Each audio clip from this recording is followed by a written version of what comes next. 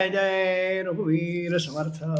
गुरुर्ब्रह्मा गुरुर्विष्णु गुरुदेवो महेश्वरा, गुरु साक्षात् परब्रह्म तस्मै श्री गुरुवे नमः। तस्मै श्री गुरुवे नमः। यूट्यूब चैनल से मैं सुरेश तोफाने वाले सभी आदरणीय श्रोताओं को नमस्कार, विनम्र अभिवादन। मित्रों, अभी 8 मार्च को अंतर्राष्ट्रीय महिला दिवस मनाया गया, तो आज का मेरा चिंतन जो है उसी संदर्भ में है। उसके पूर्व इंसान ने वक्त से पूछा कि मैं हार क्यों जाता हूं, तब वक्त ने कहा, धूप हो या छाँव हो, काली रात हो या बरसात हो, चाहे कितने भी संकट हो, बुरे हालात हो, मैं हर वक्त चलता रहता हूं। इसीलिए मैं जीत जाता हूं। तू भी मेरे साथ चल, तू कभी नहीं हारेगा, हमेशा जीतेगा। खैर, तो आज का विषय, मित्रों, मनुष्य के जीवन में स्त्रियों का बड़ा महत्व होता है। स्त्री की कई भूमिका हैं। वह माँ है, मौसी है, बहन है, पत्नी है, पुत्री है, शिक्षिका है। अनेक भूमिकाएं स्त्री की होती हैं और सभी भूमिका वह बखूबी अच्छे से निभाती है। स्त्री की भूमिका को हम नज़रअंदाज नहीं कर सकते और अपने उनके प्रति आदर सम्मान हमें व्यक्त करना ही होना होता है। इसीलिए महिला दिवस है।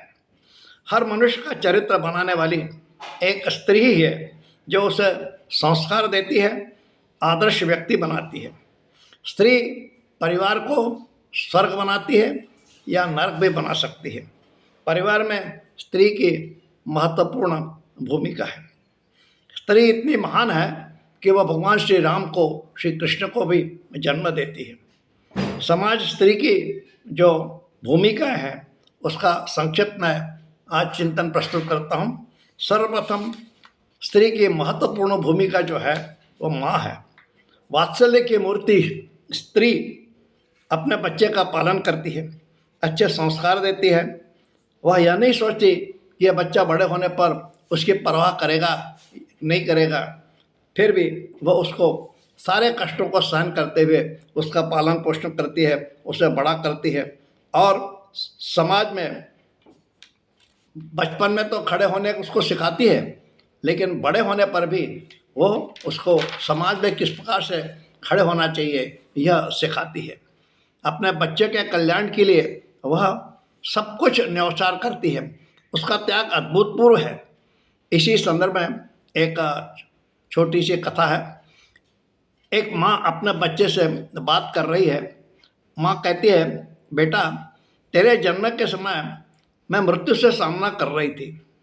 तुम्हारा जन्म हो गया, यह तो परमात्मा की कृपा है।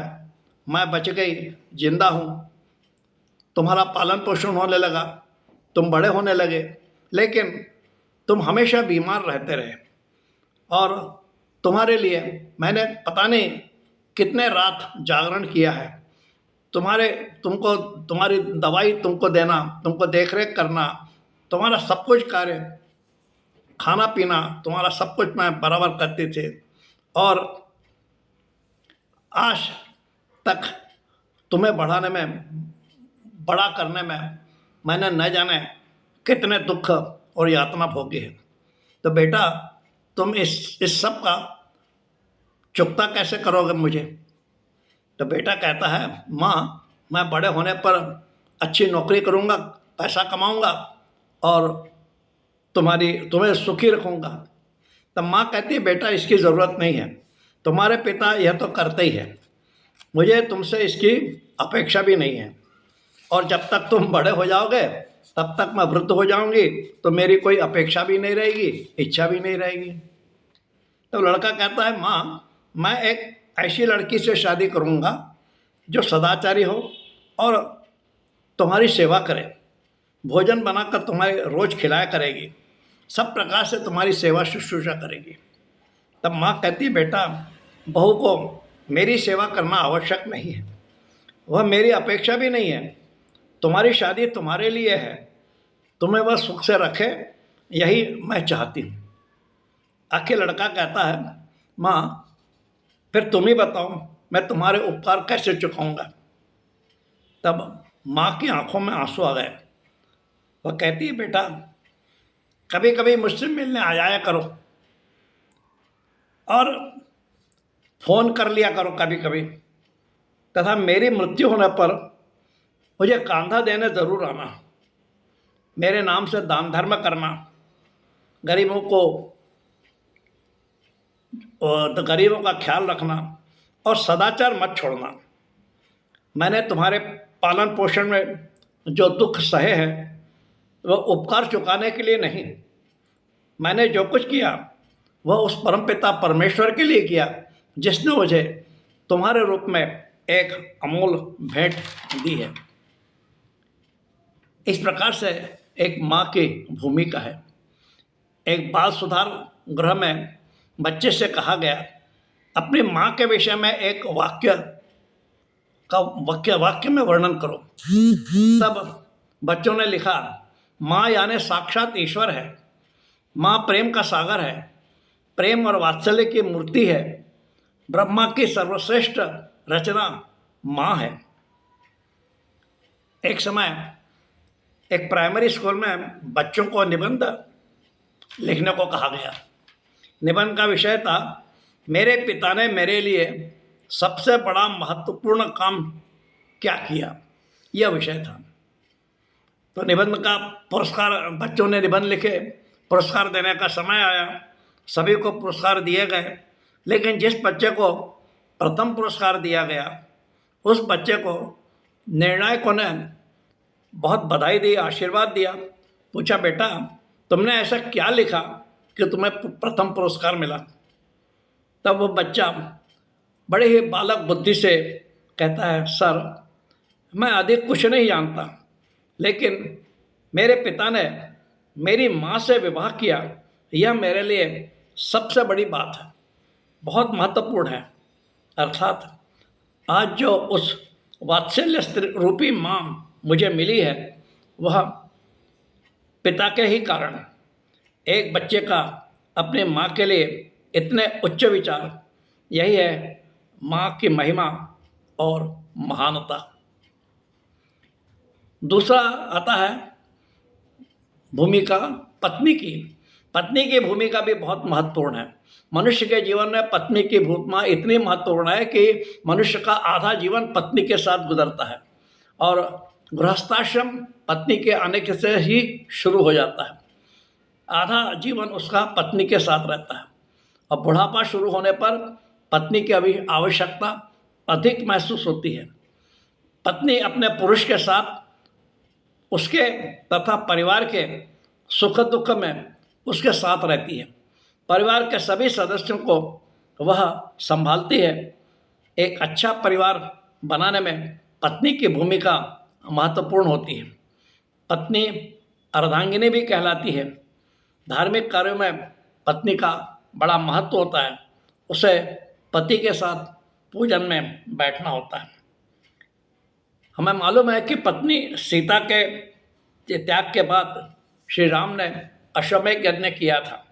उस अश्वमेध यज्ञ के लिए वशिष्ठ मुनि ने श्री राम से कहा था कि तुम्हारे इस यज्ञ में तुम्हारे साथ तुम्हारी पत्नी होना चाहिए, तो तुम दूसरी शादी कर लो जिससे यह यज्ञ पूर्ण होगा। लेकिन श्री राम ने सीता के प्रति इतना प्रेम था कि उन्होंने दूसरी शादी नहीं की। उन्होंने सीता की एक मूर्ति बनाई और उस मूर्ति को अपने बाजू में बिठाल कर वह उन्होंने यज्ञ को पूर्ण किया। यानी पत्नी का महत्व इस प्रकार से होता है। फिर आती है बहन। बहन भी भाई के लिए बहुत बड़ा सपोर्ट होता है। बचपन में देखा जाता है कि भाई बहन आपस में झगड़ते हैं, लेकिन उनका प्रेम इतना रहता है कि वे एक दूसरे के बगैर एक मिनट भी नहीं रह सकते। किसी को कुछ होता है तो वो एक दूसरे को सहायता करते हैं, इतना प्रेम होता है। किसी को कुछ मिला, भाई को यदि कुछ मिला तो उसमें से वो बहन को देगा, बहन को कुछ मिलता है तो उसमें से वो अपने भाई को देगी। इस प्रकार से उनका प्रेम होता है और वे आपस में भले ही झगड़ते रहों, लेकिन कठिन समय में बहन भाई की बड़ी सहायता करती है। अपने भाई की गलतियों को परिवार में बहन ही संभालती है और उसका साथ देती है। एक भूमिका है नानी या दादी, जिसको बोलते हैं आजी। नानी या दादी की भूमिका बहुत ही अलग होती है। नानी अपने पोतों के लिए सबसे अच्छा, सबसे अलग ही उदाहरण है। सबसे ज़्यादा प्रेम वह अपने पोतों पर करती है, यहाँ तक कि अपने बच्चों से ज़्यादा बच्चों के बच्चों पर करती है, क्योंकि ये बच्चे उसके बच्चे के बच्चे होते हैं। और मराठी में जैसे कहते हैं दुधावरची साय, यह दूध की मलाई है, वो बहुत अच्छी लगती है जैसे ना, तो वैसे ही उसे अपने बच्चों के बच्चे बहुत अधिक प्रिय होते हैं और उनके लिए वह सब कुछ करती है, इतना लाड़ प्यार करती है जो कि वो अपने बच्चों से भी शायद न करे। तो नानी या दादी अपने पोतों के लिए सब कुछ निछावर करती है। फिर एक और भूमिका होती है बुआ की। बुआ यानी पिता की बहन। पुराने ज़माने में संयुक्त परिवार होते थे, उस समय बुआ की भूमिका बड़ी महत्वपूर्ण रहती थी। बुआ हमेशा अपने भांजे के लिए यानी भाई के बच्चे के लिए उसका साथ देती थी।